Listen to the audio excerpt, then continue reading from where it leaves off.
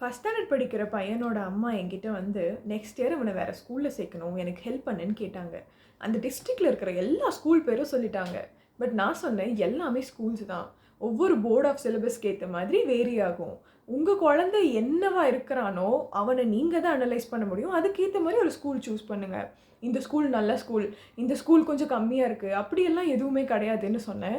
But அவங்களுக்கு அது சாட்டிஸ்ஃபைடா கிடையாது. இந்த வீடியோ பார்க்குற யாராவது இதே மாரி உங்க குழந்தைக்காக ஸ்கூல் சூஸ் பண்றீங்கன்னா, ஃபர்ஸ்ட்டு நீங்க, உங்க ஃபேமிலி யாரு? உங்க குழந்தை என்னவா இருக்கான்? என்ன மாதிரியான சரவுண்டிங்ஸ்ல வளர்ந்தான்றத புரிஞ்சுக்க ட்ரை பண்ணுங்க.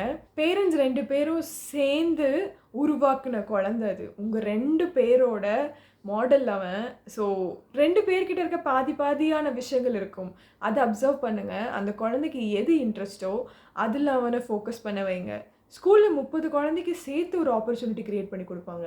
ஆனா, நீங்க உங்க குழந்தைய நடக்க பழகும்போது கைய பிடிச்சு கூட்டிட்டு போன மாரி யாரும் செய்ய முடியாது.